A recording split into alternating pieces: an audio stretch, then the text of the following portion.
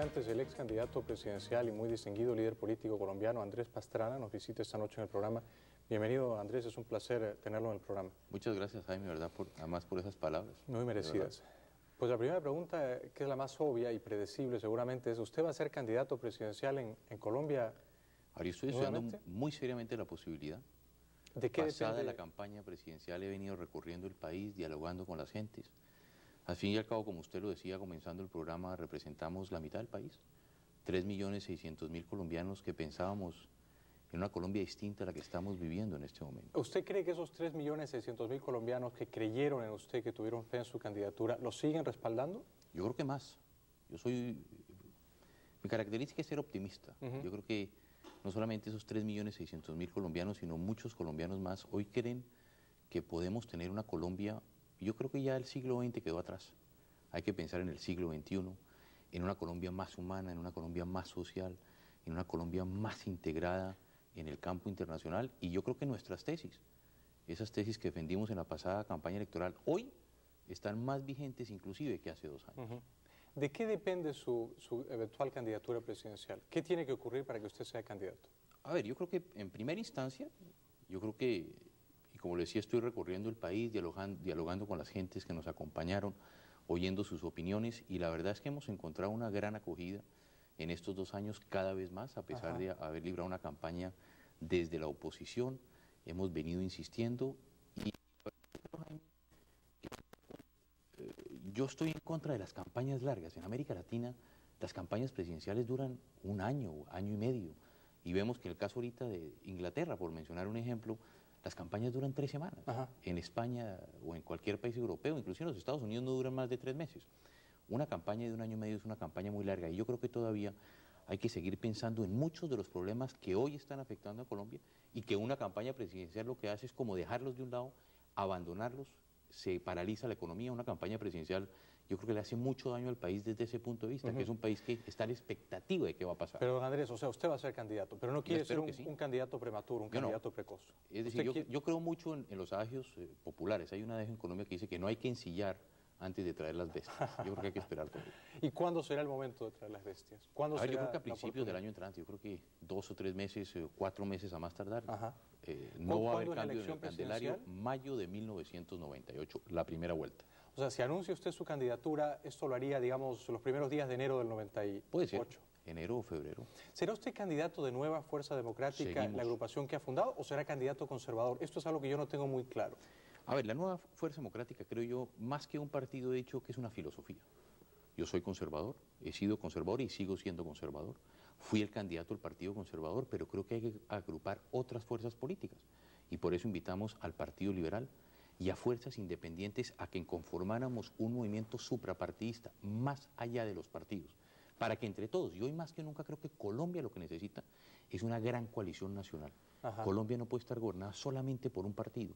Hoy necesitamos las mejores mentes, los mejores hombres para sacar a Colombia adelante, y por eso está vigente la Nueva Fuerza. Pero usted aspira a la nominación conservadora. Sí, lógico, claro, yo aspiro a tener una vez más el respaldo del Partido Conservador, de importantes sectores liberales y de otros sectores y de otros partidos. Inclusive yo creo que hay que buscar, vuelvo, insisto, eso, una gran coalición nacional para gobernar a Colombia, porque yo creo que ya lo difícil en el próximo gobierno, en lo que se le avecina a Colombia, ni siquiera va a ser la elección presidencial, lo difícil va a ser gobernar, y para ahí necesitamos los mejores colombianos para que podamos sacar a Colombia de los problemas que hoy estamos viviendo. Ahora, para ganar la candidatura del Partido Conservador, ¿usted tendría que disputar unas elecciones internas, unas elecciones primarias? El Partido Conservador en Colombia tiene 3 o 4 mecanismos para escoger su candidato, desde una convención nacional o convenciones regionales, es decir, que cada convención departamental pueda nombrar o elegir su candidato, o inclusive puede irse a lo que se denomina una consulta popular. Pero yo creo que la consulta popular en el caso colombiano quedó ya abolida por la primera vuelta presidencial. ¿Usted prefiere la convención? Yo prefiero la primera vuelta. Yo creo que la primera vuelta, la Constitución de 1991 en Colombia lo que creó fue eso, que quien cree que tenga los votos, la posibilidad de llegar a la presidencia, se lance y vaya a la primera vuelta presidencial. Ahí se van a definir los 2 candidatos y de ellos 3 semanas después se va a elegir el presidente. ¿Esto quiere decir que no es del todo improbable un escenario en el cual antes de la primera vuelta el Partido Conservador tenga más de un candidato? Ya lo tiene de antemano, ya hay 2 o 3 conservadores que en este momento han aspirado. Está Noemí Sanín, está Juan Camilo Restrepo, está Carlos Holguín. ¿Y después de la primera vuelta quedaría solo el más votado? lógicamente, de los dos candidatos más votados. Es decir, puede quedar la primera vuelta al paso que vamos en Colombia, puede existir o dos candidatos del Partido Liberal o dos candidatos del Partido Conservador, o uno liberal y uno conservador. Todavía no sabemos qué está pasando. ¿Y eso le parece un mecanismo, un procedimiento apropiado para fortalecer la democracia, o por lo menos los partidos? Yo creo que sí. Y lo que es claro, Jaime, que si aspiro a la candidatura, como yo creo que vamos a hacerlo, vamos a estar en esa segunda vuelta. Cuéntenos, ¿cómo le fue en la última convención conservadora? He escuchado versiones contradictorias y quiero su opinión, por favor. No, muy bien. A ver, la verdad, Jaime, yo voy a la convención del Partido Conservador porque como candidato que fui del Partido Conservador, fui a rendir un parte, además un parte de victoria. ¿Dudó esa decisión? No, de ninguna manera. ¿No fue una decisión conflictiva? De ninguna manera, es decir, yo tenía que ir ante el partido, ante mi partido, a decirle de que habíamos librado una campaña electoral muy importante, que había cumplido además el mandato de esa convención. La convención del Partido Conservador en el año 94 me entrega a mí un mandato de decir, usted es el candidato del Partido Conservador, pero tiene el mandato de convocar a otros sectores de la opinión, a liberales, a independientes, para que entre todos podamos llegar a la primera vuelta presidencial, y eso fue lo que hicimos. ¿Fue acogido con hospitalidad? Mucha, como siempre. Dentro del Partido Conservador hemos tenido mucha hospitalidad y vamos a tener más hospitalidad todavía. ¿Hubo algunos líderes o lideresas del Partido Conservador que no asistieron? ¿Algún comentario al respecto? No, yo la verdad que creo que en política, lógicamente, Jaime, cada uno toma sus decisiones. Yo lo que creo es lo que uno no puede es negar a ver, como diría yo, su hábitat natural, su partido, y eso es lo que yo creo que, como dice usted, es importante para el país. Yo sigo siendo un hombre del Partido Conservador, pero creyendo en un proyecto nacional, además porque es el proyecto que tengo inclusive en mi propia casa, en mi propia familia. Mi madre es una liberal de tiempo completo, mi padre, lógicamente líder del Partido Conservador, y lo mismo sucede en la casa. Nora, mi señora, es liberal, y lógicamente pues yo soy conservador. Yo creo que ahí está reflejado lo que es el país. ¿Hay una cierta armonía en la familia? Mucha armonía, mucha armonía. ¿O es como en la embajada japonesa en Lima? Mucha armonía, mucha armonía. Don Andrés, estamos encantados de que nos visite esta noche. Tenemos que correr a la publicidad y luego seguiremos platicando. Muchas gracias. Volvemos enseguida con el ex candidato presidencial colombiano Andrés Pastrana.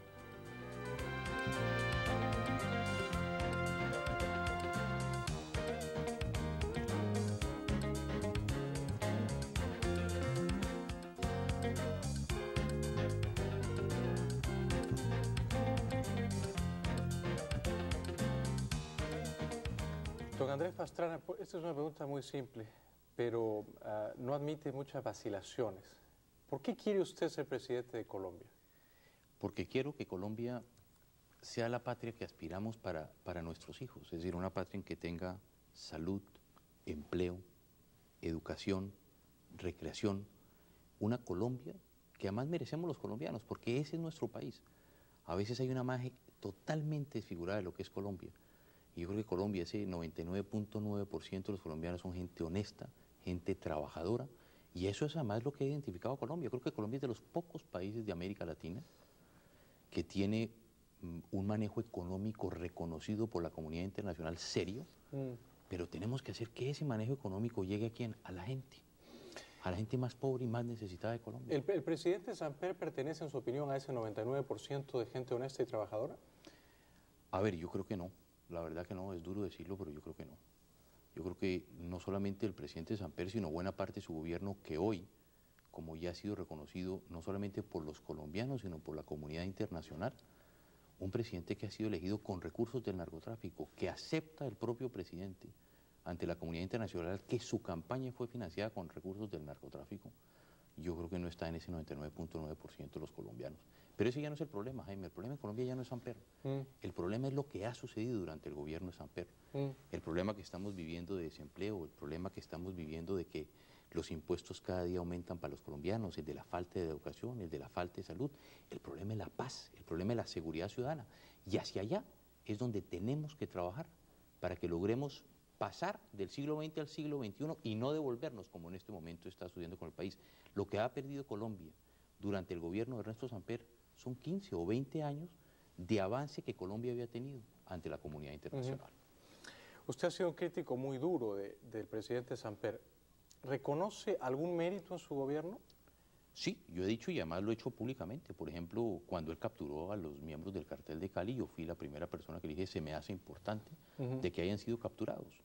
Y yo creo que hay reconocimientos como ese que yo he hecho públicamente al presidente. Yo en política soy claro. En política, como usted dice, a mí me gusta decir, cuando hay unas cosas importantes y unos hechos importantes, soy el primero a reconocerlo. Y cuando lo hago también públicamente, porque además yo creo que esa es la misión que corresponde. Usted ha pedido mucho la renuncia del presidente Samper. ¿La pide todavía? A ver, Jaime, como le digo ya, ese ya no es el problema en Colombia. No va a La verdad que renunciar, el problema además. de Samper, eso se lo dirá a su conciencia. Yo creo que lo más importante de una política, si él debe renunciar o no debe renunciar, el primero que debe saber eso es Ernesto Samper y su conciencia, lo que le diga su conciencia. Yo voy un poco más allá hoy, Jaime. El problema grave que está viviendo el país hoy es la situación por la que estamos atravesando. Inclusive si usted ve los periódicos en el día de hoy, 2.600 desplazados, familias por la violencia entre grupos paramilitares y guerrilleros. El problema es el desempleo. Colombia está llegando a unos niveles que nunca habíamos llegado. 20% de desempleo casi existe hoy en el país. Hay ciudades que tienen hasta más, pero el promedio nacional ya se está acercando al 14, al 15%.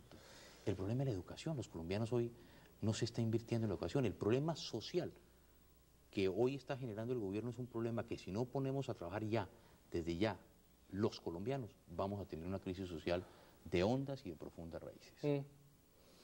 ¿Usted cree que el presidente Samper, él personalmente, se ha enriquecido ilícitamente en el ejercicio del poder? No creo, la verdad que no creo.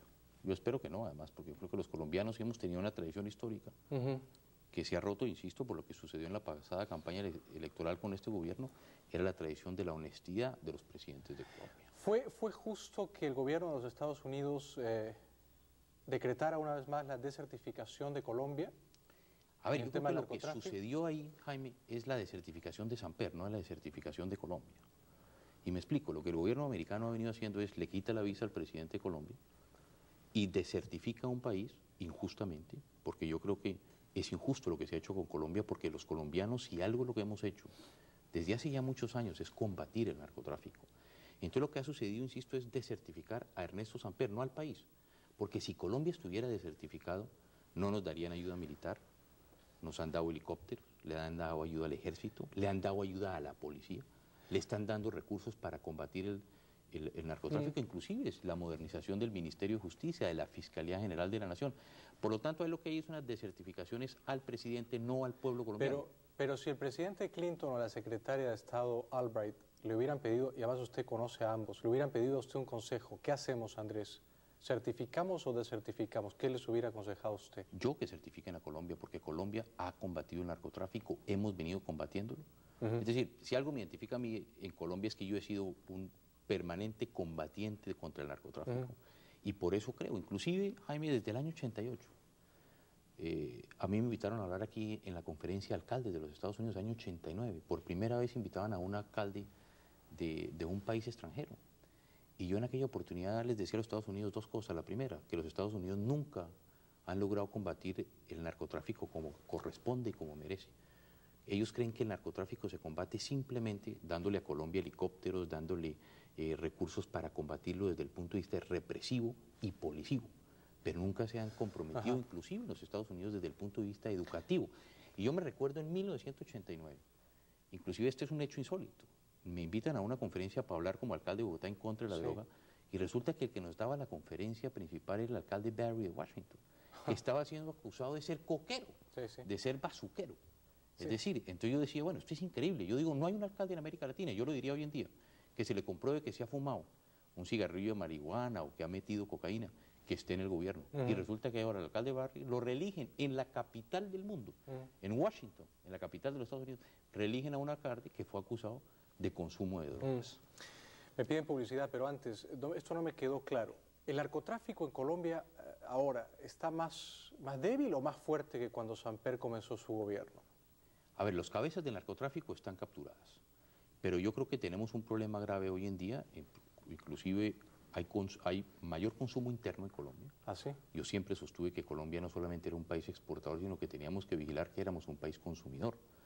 Los Estados Unidos, a mí me impresionó un informe, si mal no recuerdo, la semana pasada del New York Times, en que dice que el 90% de la heroína que está entrando a los Estados Unidos viene hoy de Colombia.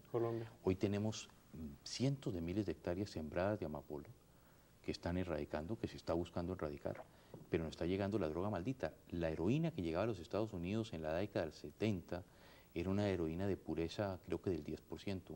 La que está entrando hoy al mercado americano es del 90%. Por lo tanto, ahí hay una situación en que al parecer se sigue exportando mucha droga, y por eso es que yo insisto en que Colombia necesitamos la ayuda del mundo, porque los recursos de Colombia son limitados. Cuando yo era alcalde de Bogotá, los Estados Unidos me daban para combatir programas de drogadicción en Bogotá $10.000. Al país creo que le daban $1 millón, estamos hablando finales de la década del 80. Ajá.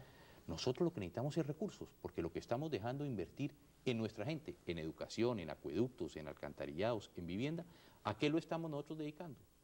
A combatir el narcotráfico para que la droga no llegue a los Estados Unidos. Eso no es justo, porque esos recursos que debían invertirse la gente más pobre de Colombia, para que puedan tener una vivienda digna, para que puedan tener la posibilidad de una cosecha, de sembrar productos distintos a la coca o a la heroína, ¿a dónde lo estamos dedicando?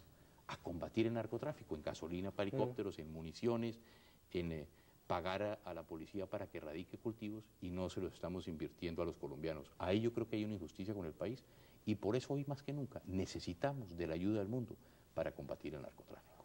Bien, publicidad y continuamos esta tan interesante entrevista con el líder político colombiano Andrés Pastrana. En un momento sus llamadas telefónicas. Volvemos.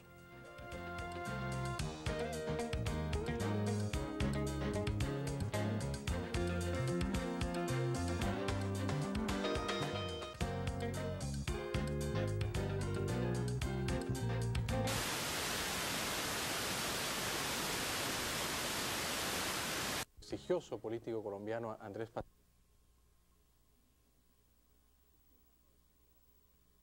conservador.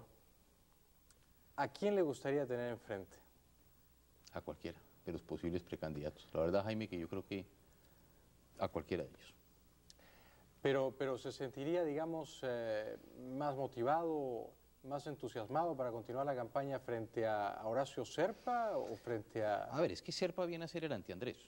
Es decir, yo creo que somos dos políticos totalmente distintos. Serpa lo que representa es precisamente lo que yo he venido combatiendo, la vieja política, la vieja forma de hacer política, esa política, esos políticos desgastados. Pero tiene una cierta popularidad, ¿no?, entre la gente más humilde de Colombia. ¿A qué atribuye usted No, ese yo no creo. Yo creo que ahí, Jaime, se está malinterpretando. Es decir, porque eso tampoco es bueno para el país. Hay gente que lo que está tratando de decir es que hay un país que está absolutamente dividido entre o la gente más pobre o la gente más rica o la clase media. No, yo creo que Colombia no podemos llegar a eso precisamente. Yo creo que lo que hay son dos personajes totalmente distintos. Por eso le digo, Serpa sería el anti-Andrés. Serpa sería el continuismo de lo que estamos viviendo, un gobierno que se comprometió en lo social y resulta que la peor crisis social que está atravesando Colombia la está atravesando en este gobierno. Eso es lo que representa Horacio Serpa en este momento.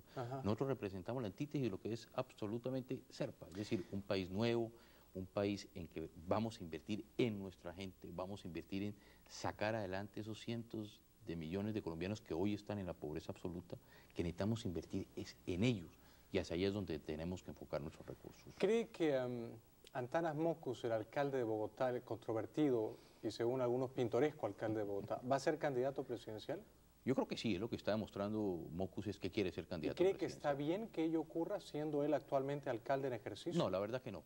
Yo creo que Antanas Mockus tenía un papel muy importante por cumplir en Bogotá, que no lo ha cumplido. Yo creo que... ¿Cree que no ha sido un buen alcalde? Yo creo que le ha faltado, es decir, ha sido un alcalde en que le ha faltado administración. Es decir, si usted revisa las cuentas de Bogotá, la gran mayoría de los recursos están invertidos en los bancos, y yo creo que lo que ha faltado es llegar con esos recursos. Bogotá hoy es una ciudad que yo creo que en los últimos años ha hecho unas correcciones importantes en el manejo económico.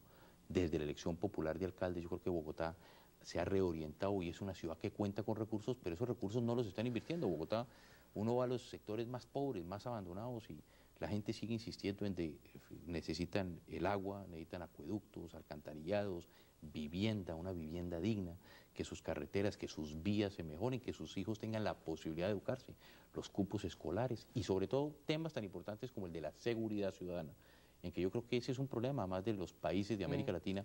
Hoy estamos viviendo en carne propia que el raponero, que el ladronzuelo que de la calle, el ladrón de la casa, cosa además que preocupa. Inclusive yo leía hoy que en Colombia ahora resulta que hay superpoblación en las cárceles y van a sacar a toda esa gente a las calles. Yo creo que es lo peor que puede suceder, porque lo que más está afectando al ciudadano es eso, precisamente el raponero o el ladrón que se está metiendo a su vivienda, y ahora resulta que por mantener las cárceles o con narcotraficantes o con presos de alta peligrosidad, se van a dejar en las calles todos estos delincuentes que a quienes van a afectar, a la gente más pobre y a la gente que al fin y al cabo lo que quiere es su seguridad personal. Yo estoy absolutamente admirado. Usted tiene más habilidad que el pibe Valderrama. Yo le pregunto por Mocus, para introducir los temas de su agenda y de su campaña aquí en la conversación. Pero entonces, Mocus, usted dice que no debería ser candidato, pero no, que va a ser yo creo que Mocus debía quedar a culminar una labor que le empezó. Correcto, pero cree que va a ser candidato. Yo creo que va a ser candidato y comete un error desde ese punto de vista, porque yo creo que Mocus podía haber hecho una alcaldía, le queda todavía tiempo importante para cumplir si él considera sus programas de gobierno. ¿Es un candidato de cuidado? ¿Es un candidato respetable? Todos los candidatos son respetables. Yo creo que todos son respetables. Alfonso Valdivieso, el valiente fiscal general de Colombia, ¿cree lo mismo? ¿Cree que debería ser candidato o debería continuar siendo fiscal? Yo creo que debería continuar siendo fiscal. En este momento Colombia lo que necesita es un fiscal de las condiciones de Alfonso Valdivieso. Por muchas razones. Primero, y eso lo tengo que decir yo, Jaime, claramente, el anterior fiscal, el señor de Grey, frente a la denuncia que yo hice del proceso 8000, clausuró el proceso diciendo que no había evidencias ni pruebas suficientes. Valdivieso, un hombre con todo el poder moral, tomó la decisión de que había que abrirse un proceso y toma la decisión de acusar al presidente de Colombia. El cassette que yo le entrego al presidente Gaviria 3 días antes de las elecciones, si usted revisa ese cassette, Jaime, todas las personas de las que se habla en ese cassette fueron procesadas, desde el presidente de la República hasta el último personaje. Algunos están, la inmensa mayoría, presos. ¿Qué hace Valdivieso? Toma la decisión de continuar en ese proceso para sanear el país. Entonces, yo personalmente creo que Alfonso Valdivieso no puede retirarse de la Fiscalía, porque nos dejaría a la mitad o al 90% del país en la mitad de este proceso. Además, él se va a encontrar con muchos enemigos en el camino. El primero va a ser el propio Samper. Yo le cuento a usted, Jaime, que la Constitución Política de Colombia establece que si Valdivieso se retira de fiscal de Colombia, la terna que envía el presidente es el propio presidente de la República el que envía la terna para que se elija un nuevo fiscal. O sea, que él es decir, un fiscal de no bolsillo. Vamos a tener un fiscal de bolsillo. Que lo lógico que va a pasar es que posiblemente se va a sentar y va a ver que no, o va a decir que no hubo absolutamente nada. El segundo enemigo que va a tener Valdivieso va a ser el propio ministro del Interior, el señor Serpa. Un ministro que está sub iudice, inclusive hoy a Serpa le mantienen la medida de aseguramiento, es decir, la defensa presentó unas pruebas para que Serpa le quitaran la medida de aseguramiento y hoy la Fiscalía General de la Nación le mantiene la medida de aseguramiento, es decir, un ministro que está sub iudice. Yo he dicho que inclusive el señor Serpa debería retirarse. No hay ministro en América Latina que esté sub iudice, que esté manteniéndose en el gobierno. El tercer enemigo, el fiscal, ¿quién va a ser? Yo he dicho que la propia clase política colombiana que está Valdivieso combatiendo. Valdivieso ha tenido el valor de juzgar a la clase política y decir, aquel que cometió un delito a la cárcel. Y resulta que tiene más de 30 pleitos en la comisión de acusaciones, investigaciones, que alguna de ellas puede prosperar, porque ahí es donde van a vengarse el fiscal Valdivieso. Decir, usted nos persiguió a los políticos, ahora vamos a juzgarlo. Y por último, quienes nos vamos a enfrentar, empezando por Andrés Pastrana y el país, nosotros queremos un fiscal que culmine su investigación. Valdivieso tiene en sus manos posiblemente el arma más importante para Colombia. O sea, que usted le daría batalla al candidato Valdivieso. Claro, porque yo creo que Alfonso Valdivieso tiene que culminar la labor. Pero yo le digo una cosa, a quien más beneficia que Alfonso Valdivieso se lance es Andrés Pastrana. ¿Por qué? Porque va a dividir al Partido Liberal. Va a ser una persona que va a dividir a su propio partido. Inclusive, por eso le digo yo, en mi caso personal me beneficiaría. Pero yo creo que Alfonso Valdivieso tiene esa función más importante, que es decirle al país, los delincuentes a la cárcel y los inocentes son las personas que van a estar fuera de la cárcel y que serán ejemplo para el país. Me piden publicidad. Dos preguntas muy simples antes. ¿A qué político, usted es de la oposición claramente, pero a qué político del oficialismo, a qué político liberal, si no admira, por lo menos respeta a usted más? A ver, políticos liberales que en este momento que estén aspirando. Claro, que estén, digamos, ahora en la arena. Hombre, yo creo que hay gente en Colombia que representan lo que queremos nosotros para el país. Yo creo que una persona joven también, como nosotros, Juan Manuel Santos, yo creo que es un hombre que ha logrado mantener una independencia a pesar de todo el peso que tiene. Yo creo que dentro del Partido Liberal, a ver, hay hombres como, por ejemplo, el gobernador de Antioquia, Álvaro Uribe Vélez, es una figura joven también del Partido Liberal.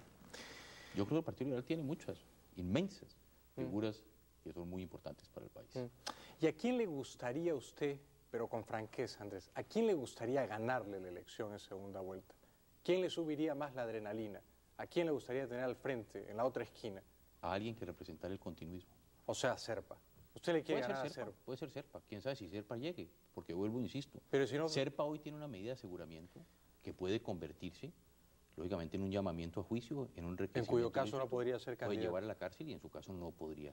Si no fuera Serpa, ¿quién podría ser un candidato o una candidata más o menos previsible entre los liberales? ¿María Emma Mejía podría ser? No, a ver, no podría decir yo, a ver, cuál podría ser un candidato del Partido Liberal. El Partido Liberal tiene muchos candidatos y muy buenos. ¿Pero usted le quiere ganar a un liberal? No, yo no creo que vamos a polarizarlos. La verdad, yo quiero ganarles al continuismo. Queremos llevar a la Colombia a una Colombia totalmente distinta. Y lo que es seguro es que el continuismo va a tener candidato. Muy bien, muy bien. Publicidad y seguimos con Andrés Pastrana y será el turno de ustedes de hacerle algunas preguntas telefónicas. Volvemos.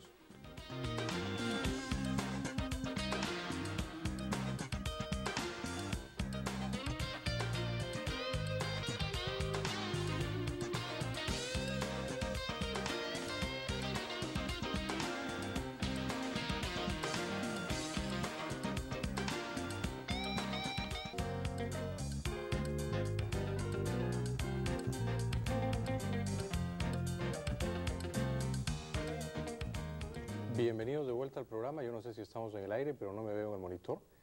Asumo que estamos en el aire y me dicen que hay muchas llamadas telefónicas, no me sorprende, para don Andrés Pastrana. La primera proviene de Colombia.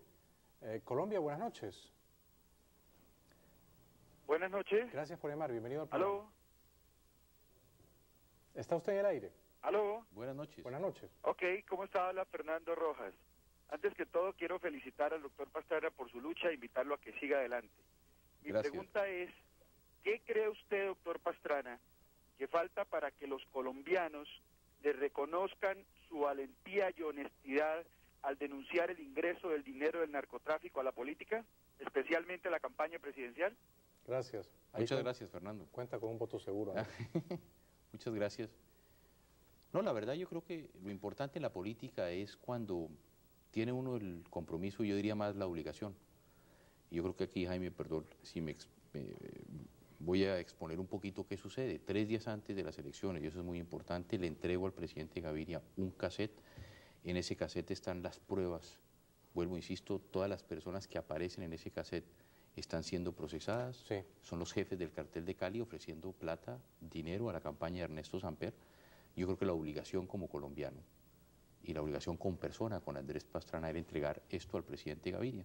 Yo creo que lo que es importante para el país, más que un reconocimiento a Andrés Pastrana, no se trata de un reconocimiento a Andrés Pastrana.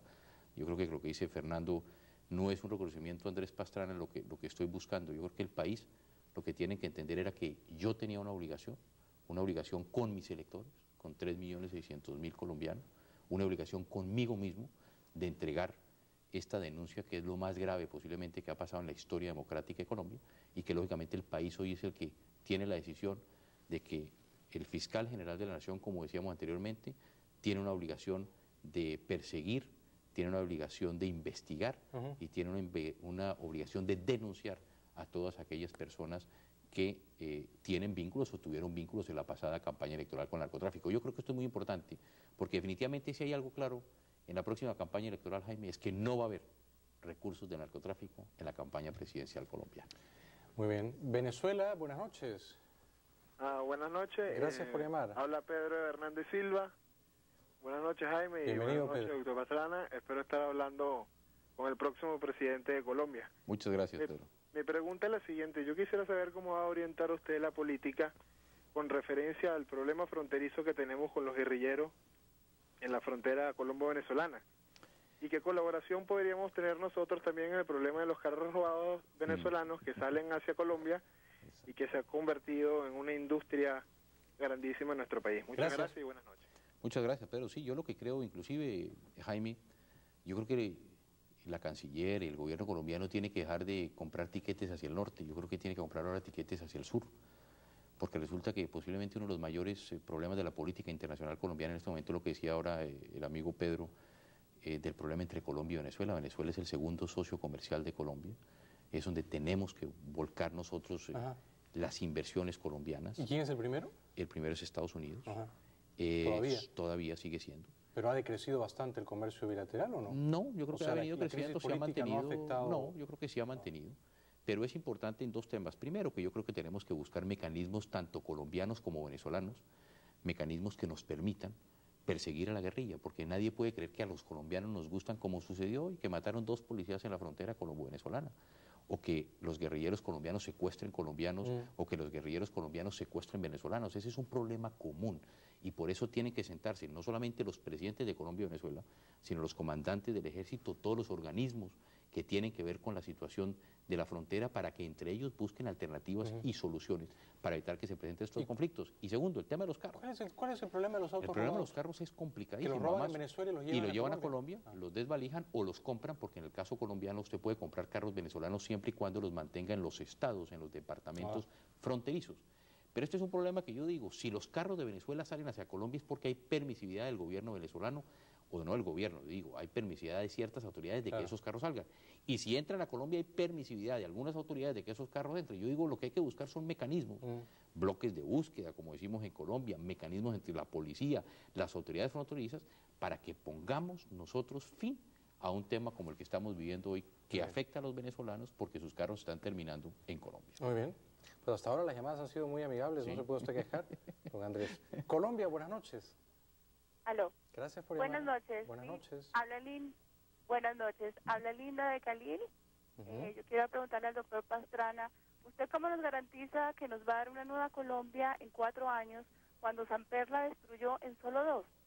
Eso es verdad, Lin. La verdad que buenas noches. Yo creo que lo más grave es eso. Colombia es un país que teníamos una rata de desempleo del 7%, estamos llegando, insisto, al 14, al 15%, ciudades al 20%. Colombia venía creciendo al 5, al 7%.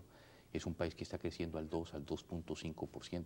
Colombia es un país que se había integrado a la comunidad internacional, en este momento echamos para atrás, estamos como el cangrejo caminando hacia atrás. Los impuestos cada día aumentan más para la clase media colombiana, la clase que más está siendo golpeada. Y yo creo que en 4 años no se puede decir que vamos a resolver los problemas de Colombia, pero tenemos que comenzar a trabajar en el próximo gobierno todos los colombianos. Porque vuelvo, insisto, y lo importante inclusive no va a ser tan solo llegar a la presidencia de Colombia, sino gobernar, y gobernar con todo el país que verdaderamente quiere ese cambio. Díganos, por favor, un cambio, pero un cambio sustancial que introduciría usted en la economía colombiana respecto de esta administración. Yo creo que proyectar a Colombia hacia el campo internacional. Yo le diría, y más que un cambio, yo creo que la gente lo que quiere en Colombia, en este momento el problema en Colombia, Jaime, de la economía es incertidumbre. Yo digo reglas claras. Los colombianos no están pidiendo ni más leyes, ni están pidiendo más medidas. Reglas claras de juego. ¿Usted bajaría lo que los existe impuestos? en Colombia, claro, hay una incertidumbre. Yo propuse, inclusive, cuando yo fui senador de la República, en el año 1994, nosotros propusimos que el impuesto del IVA al consumo tenía que bajar en el año 1995 del 14 al 12%. Y Samper lo que hizo fue subirlo del 14 al 16%. E inclusive hoy se está hablando de aumentarlo. Y el impuesto de renta teníamos que bajarlo del 32 al 30%. Ese fue un compromiso que hicimos con el presidente Gaviria. ¿Mantiene esa promesa? Claro, es que eso tenemos Bajar los dos, que hacerlo. el Tenemos que IVA y buscar, el claro, de la tenemos que buscar es un mecanismo que nos permite exactamente lo contrario que ha hecho Samper. Samper, ¿a quién le está metiendo la mano? Al pueblo colombiano. ¿Para qué? Para pagar los favores políticos. Los impuestos, ¿dónde se están yendo? A pagar los senadores, los representantes que votaron a favor del gobierno, y quien ha tenido que pagar ese compromiso de que Samper se mantenga en el gobierno es el pueblo colombiano, al que le han aumentado más los impuestos. Me piden publicidad, pero ahora que ha mencionado al presidente Gaviria, al expresidente Gaviria, le pregunto esto, ¿fue un mejor presidente para Colombia Gaviria que Samper? Definitivamente, totalmente. Es decir, Gaviria estuvo pensando en la Colombia del siglo XXI, en el momento de internacionalizar la economía. Usted sabe que inclusive como político de la Nueva Fuerza Democrática entramos a participar del gobierno de Gaviria en el tema, especialmente el campo económico, en la reforma de la seguridad social de Colombia. Yo creo que los 2 cambios más importantes que hizo el gobierno de Gaviria estuvieron en manos de ministros de la Nueva Fuerza Democrática, de mi partido, y yo creo que definitivamente Gaviria lo que hizo fue proyectar al país, como todo, y yo lo dije en la campaña. Todos estos procesos eran procesos de ajuste. El sector agrícola colombiano sufrió mucho, el campo sufrió, había que hacer unos ajustes, pero yo creo que el país iba encaminado. Y lo más importante, sabíamos para dónde íbamos. En este momento no sabemos para dónde. ¿Es un buen secretario general de la OEA? Yo creo que sí, le ha tocado un trabajo difícil a Gaviria. Creo que tiene que hacer mucho, la verdad que tiene que esforzarse porque hay que recuperarle la credibilidad a la Organización de Estados Americanos. Publicidad y seguimos con Andrés Pastrana y sus preguntas telefónicas. Volvemos enseguida.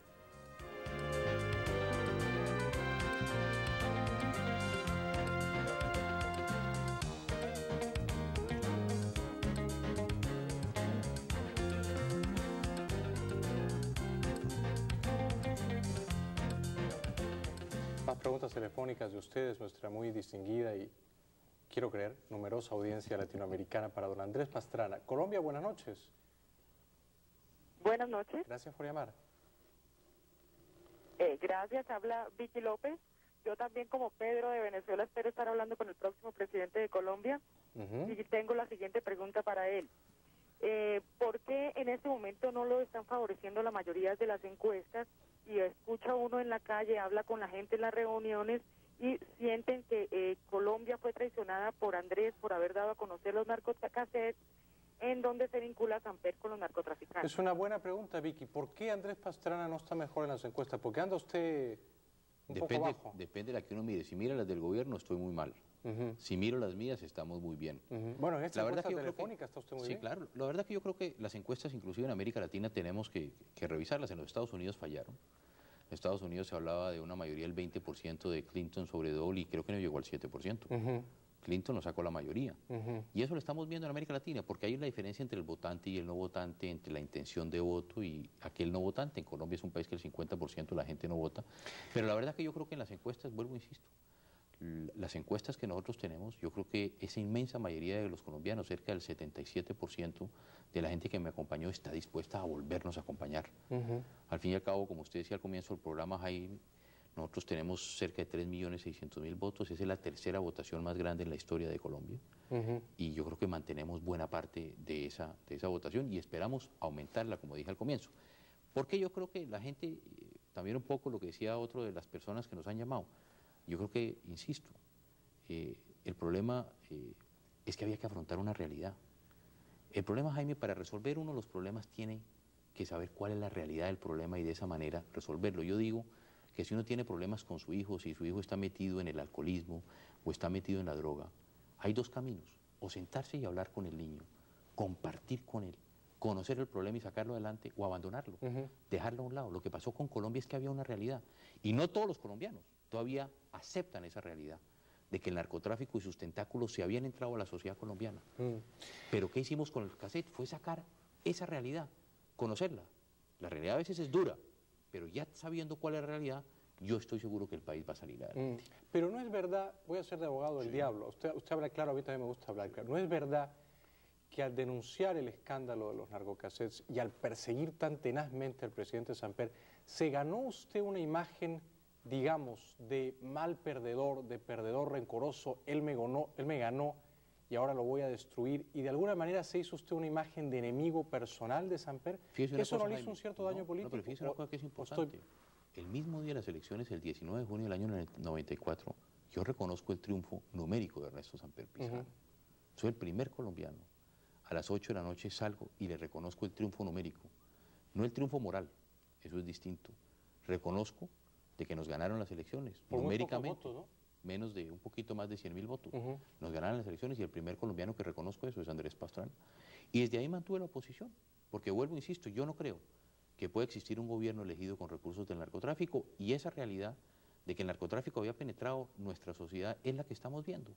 Hoy, y eso es lo que ha hecho Alfonso Valdivieso de la Fiscalía. Pero no se hizo una imagen de mal perdedor. Pero yo creo que hoy la gente ha entendido de que 3 días antes de las elecciones le entregué a Gaviria ese cassette, que hice lo que mi conciencia y lo que yo creo que debíamos hacer.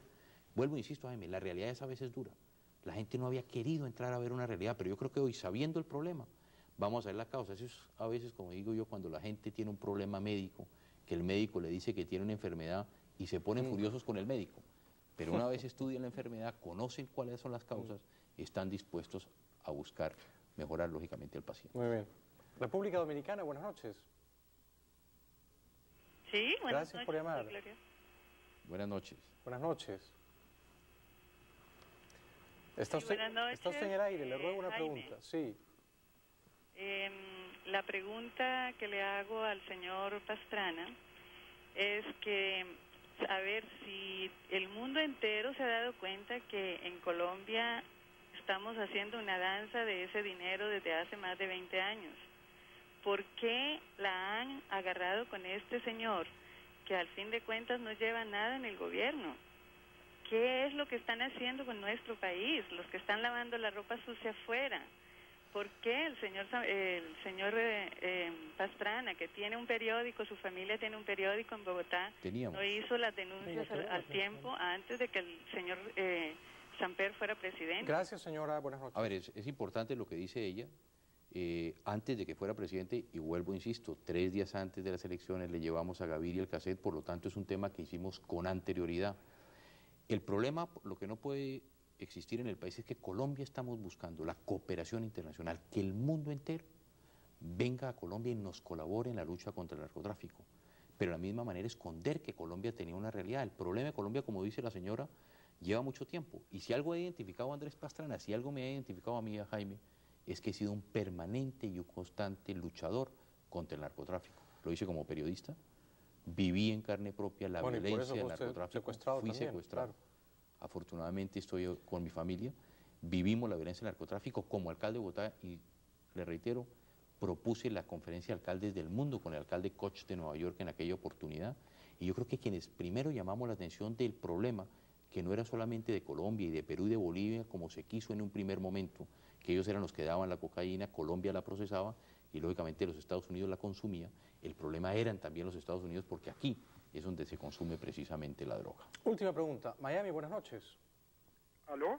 Gracias por llamar. Jaime, ¿cómo estás? Una pregunta para Andrés Pastrana. ¿Por qué le entregó los cassettes ya justo cuando finalizó, si a él le había entregado a Gaviria 10 días antes una carta? Y que si él no cree que esto es como un juego de niños, que si no es para él, no es para nadie.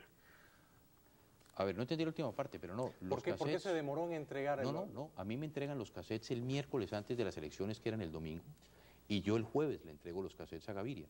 A veces hay una información que los entregamos después de las elecciones. No, yo le entrego los cassettes a Gaviria el jueves, Gaviria los manda a investigar como presidente y se los entrega a Ernesto Samper el sábado. Siempre terminamos hablando de esto. Siempre. Queda un minuto y yo no quiero terminar hablando de esto. Yo le voy a hacer una pregunta que es simple y un poco boba, pero yo creo que es útil. Si yo fuera un colombiano, ¿por qué yo debería votar en mayo del 98 por Andrés Pastrana? Convénzame en 30 segundos. Muchas razones. Primero, un hombre que representa la nueva política. Está dejando atrás el continuismo, que estamos buscando un nuevo país. Un hombre que lo que piensa es trabajar por Colombia, por su gente, en que el gobierno lo que tiene que mirar es a la gente. Invertir en lo social, salud, vivienda, educación, empleo y trabajar por algo muy importante para el país, la paz y la seguridad. Por eso debe votar a Andrés Pastrana, porque es la antítesis de lo que está viviendo hoy Colombia, y a eso es lo que estamos invitando a los colombianos. Yo voy a sumar 2 razones. Le gusta el buen fútbol y le gustan los toros. Y tiene el coraje de ponerse frente a un becerro. Yo lo he visto a usted poner, dándole cara a un becerro. Gracias por venir. Gracias, Jaime. Suerte, toda la suerte para usted. Un aplauso para Andrés Pastrana, por favor. Gracias. Gracias, Jaime. Gracias por venir. Muchas gracias, Jaime. Gracias por ver el programa, espero que lo hayan disfrutado tanto como yo. Los espero mañana a la hora de siempre y mañana suerte a los equipos que juegan fútbol. Mañana juega Colombia en Asunción. Colombia. Suerte a los colombianos y suerte a los peruanos que jugamos con Ecuador. Hasta mañana. Chao.